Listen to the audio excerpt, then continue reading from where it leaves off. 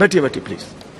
महोदय, मैं प्रस्ताव करता हूं कि दिल्ली राष्ट्रीय राजधानी राज्य क्षेत्र शासन अधिनियम 1991 के अधिनियम का और संशोधन करने वाले विधेयक पर विचार किया जाए।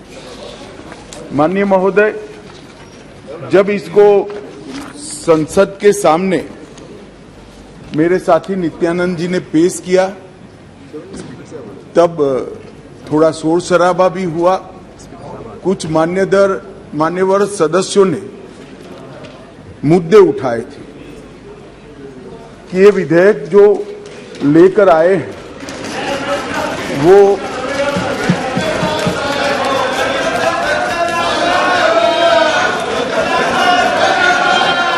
ऐसे ही सदन चलाओ तो अच्छा लगता है। लाने का अधिकार नहीं है।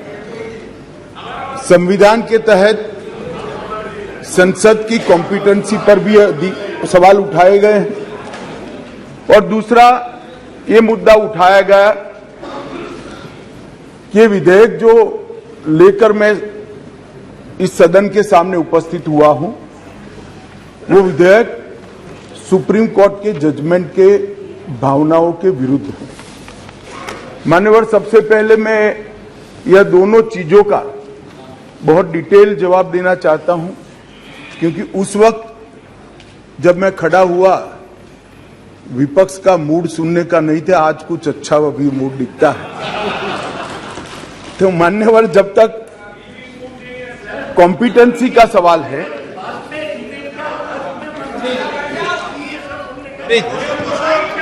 प्लीज माननीय मान्यवर, जहां तक कॉम्पिटेंसी का सवाल है,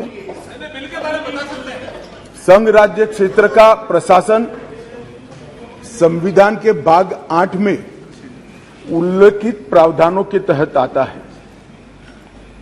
अनुच्छेद 239 से 242 तक इसकी कार्यरीति को संविधान में वर्णित किया गया है और अनुच्छेद 239 के ए में विशेष प्रावधान किए गए हैं जिसके तहत दिल्ली विधानसभा सहित एक संघ शासित प्रदेश है। तो दिल्ली ना तो पूर्ण राज्य है, ना संघ शासित प्रदेश है, ना संघ शासित प्रदेश विथ असेंबली। क्योंकि ये राजधानी क्षेत्र है, इसको ध्यान में रखते हुए 239A में इसका एक विशेष प्रावधान संविधान के तहत किया गया है। इसकी डिटेल बात मैं बाद में बताऊंगा। अब कहा कि भारत सरकार को इसके बारे में कानून बनाने का अधिकार नहीं है, ऐसा विषय कुछ सदस्यों के द्वारा रखा गया। मैं इस सदन का ध्यान अनुच्छेद 239A3B की तरफ दिलाना चाहता हूं। 239A3B बहुत स्पष्ट है। इसके तहत इस संसद को दिल्ली संघ राज्य क्षेत्र या इसके किसी भी भाग के बारे में उससे संबंधित किसी भी विषय पर कानून बनाने का पूर्ण अधिकार प्राप्त है। इसलिए कुछ सदस्यों ने जिस बात को इंट्रोडक्शन के वक्त यहां उठाने का प्रयास किया था, मेरा दायित्व बनता है, उस वक्त माहौल ठीक नहीं था, तो आज इसका मैं ढंग से जवाब दूं। मान्यवर, कुछ सदस्यों ने यह भी कहा हाथ में सुप्रीम कोर्ट के जजमेंट रखकर कि ये सर्वोच्च अदालत के आदेश के उल्लंघन कर इसको लाया गया है। मैं वो सभी सदस्यों को विनती करना चाहता हूं कि आपने सर्वोच्च अदालत के आदेश का अपने मनपसंद हिस्सा ही पढ़ा है। जब सर्वोच्च अदालत के आदेश को सदन में कोट करते हैं तो संपूर्ण आदेश का अध्ययन होना जरूरी है, उसका दूसरा हिस्सा भी पारदर्शिता के साथ सदन के सामने रखना चाहिए। खैर, जिन्होंने नहीं रखा, मैं रख देता हूं मान्यवर। मैं स्पष्टता करना चाहता हूं कि ये विधेयक जो है, इसमें सर्वोच्च अदालत के निर्णय को जो उन्होंने रिफर किया है, उसके पैरा 86, पैरा 95 और विशेष कर पैरा 164F की ओर मैं ध्यान आकर्षित करना चाहता हूं। उसमें स्पष्टता से कहा है कि संसद को 239AA के तहत दिल्ली संघ राज्य क्षेत्र के किसी भी विषय पर कानून बनाने का अधिकार है। ये अदालत ने अपने जजमेंट के अंदर बहुत स्पष्ट कर दिया है।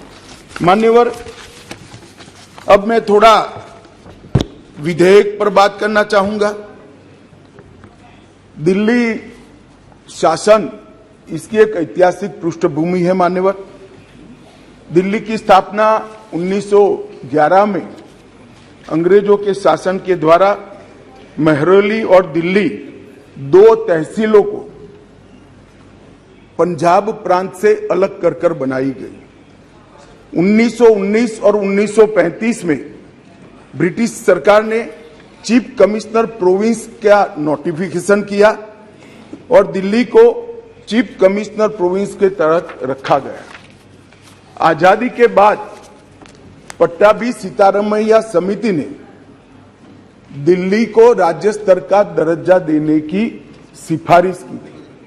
हालांकि जब सिफारिश संविधान सभा के समक्ष आई, मेरा विपक्ष के सदस्यों को विनम्रता से अनुरोध है कि इस बात को जरा गौर से सुनेगा। पट्टाभी सीतारामैया समिति की सिफारिश जब सदन के सामने आई, तब पंडित जवाहरलाल नेहरू जी, श्रीमान सरदार पटेल, राजा जी, राजेंद्र प्रसाद और डॉक्टर अंबेडकर जैसे नेताओं ने इसका विरोध किया कि ये उचित नहीं होगा कि दिल्ली को पूर्ण राज्य का दर्जा दिया जाए। मैं फिर से एक बार रिपीट करता हूं, किस किसने विरोध किया था?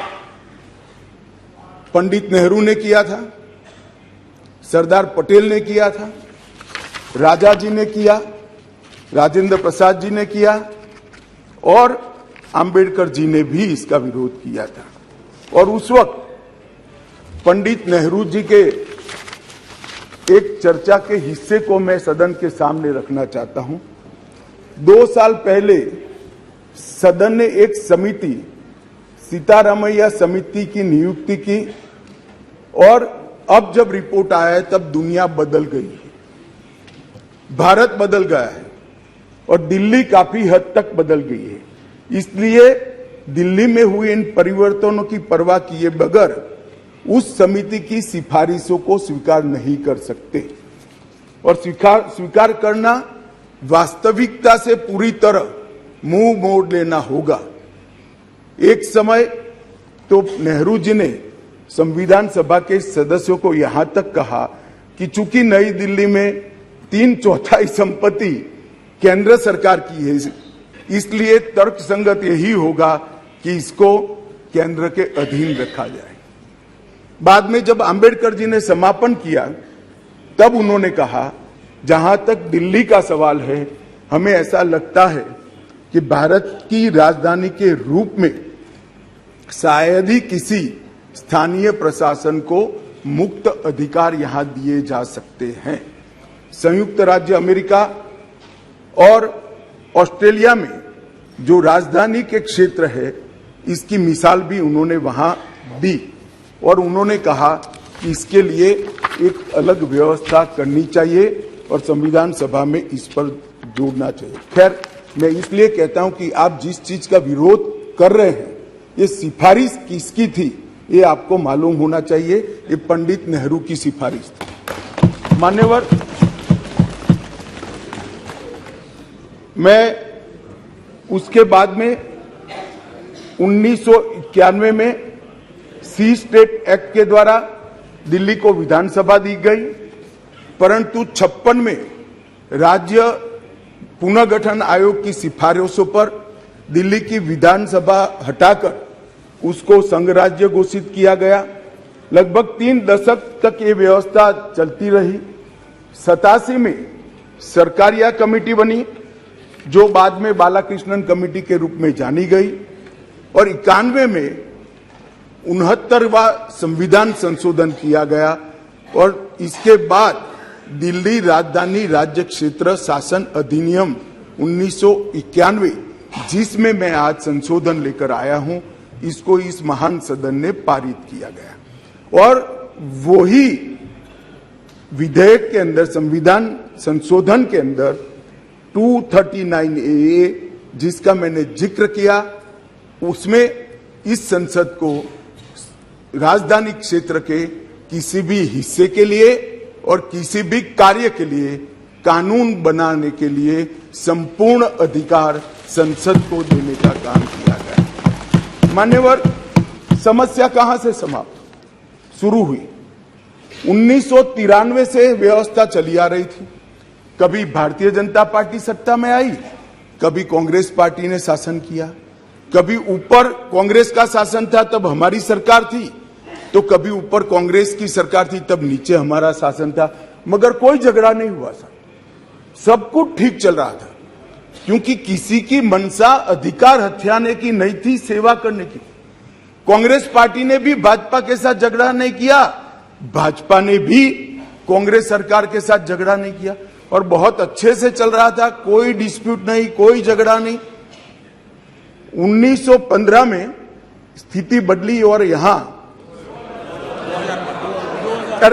2015 में यहां स्थिति बदली और यहां एक ऐसे दल की सरकार आई जिसका मकसद, मुझे कोई झिझक नहीं है कहने में, जिसका मकसद सेवा करना है ही नहीं, झगड़ा करना।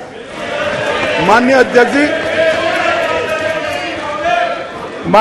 जी अनेक पार्टियों के मुख्यमंत्री रहे, अनेक पार्टियों की मिलीजुली सरकार रही, शुद्ध रूप से सरकार रही, मगर राष्ट्र सेवा करने में और जन सेवा करने में किसी भी पार्टी को कोई दिक्कत नहीं आई।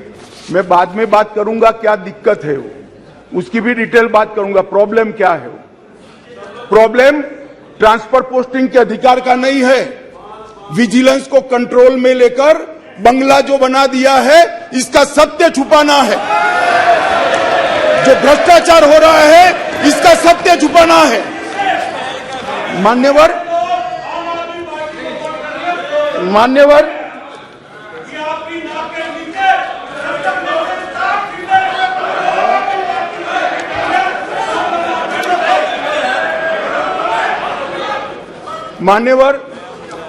उसके बाद में 15 में अचानक ही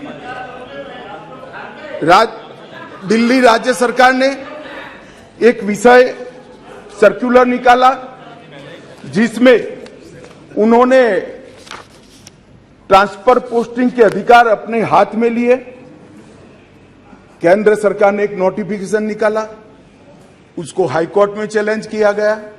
हाईकोर्ट का फैसला केंद्र सरकार के पक्ष में आया, इसको सुप्रीम कोर्ट में चैलेंज कर दिया गया, उसमें खंडित जनादेश आया, फिर संविधान पीठ बनी।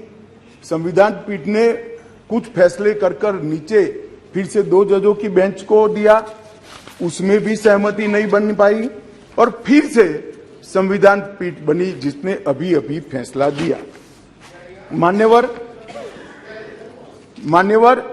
वो जो इंटरप्रिटेशन है, वो इंटरप्रिटेशन उन्होंने कानूनी और मॉरल दृष्टि से नहीं किया। उन्होंने इंटरप्रिटेशन कानून की स्थितियों का करते हुए ये कहा है कि फिर भी दिल्ली देश की संसद को और भारत सरकार को दिल्ली संघ राज्य क्षेत्र के लिए हर प्रकार का कानून बनाने का अधिकार है। वो अधिकार का उपयोग कर एक वटहुकम, एक नोटिफिकेशन निकाला गया, और वो नोटिफिकेशन इसलिए निकालना पड़ा कि संसद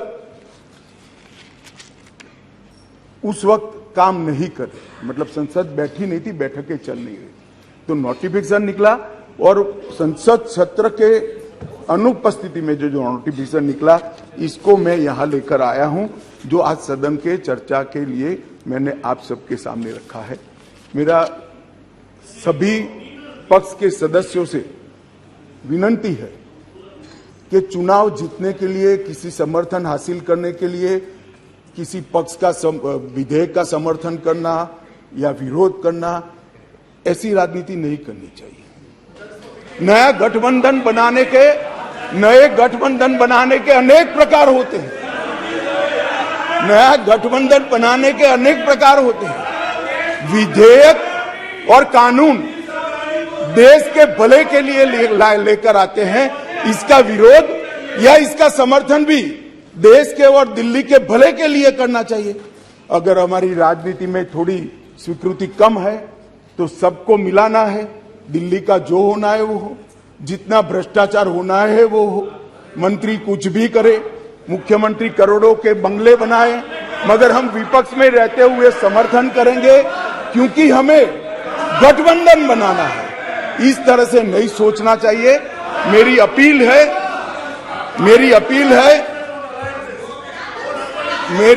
है विपक्ष के सदस्यों को कि आप दिल्ली की सोचिए, अलायंस की मत सोचिए। अलायंस से फायदा नहीं होने वाला है। अलायंस होने के बाद भी पूर्ण बहुमत से नरेंद्र मोदी प्रधानमंत्री बनने वाले हैं। इसलिए ये अलायंस के कारण जनता के हितों की बलि मत चढ़ाइए। जनता सब देख रही है। अलायंस कर आप अगर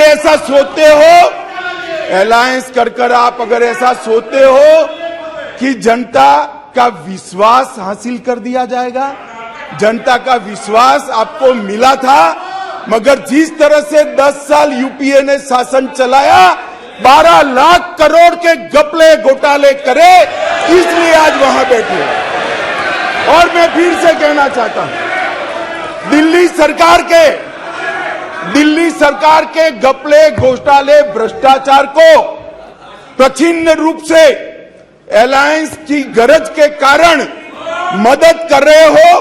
पूरा देश देख रहा है और पूरा देश चुनाव में इसका हिसाब किताब करेगा। मान्यवर, मैंने ये सदन के सामने रखा है बिल को।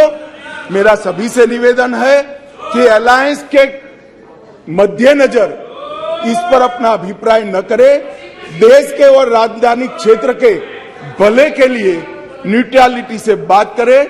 और वैसे भी मैं बता देता हूं, विशेषकर कांग्रेस पार्टी वालों को, कि ये बिल पारित होने के बाद वो अलायंस में आपके साथ आने वाले नहीं है।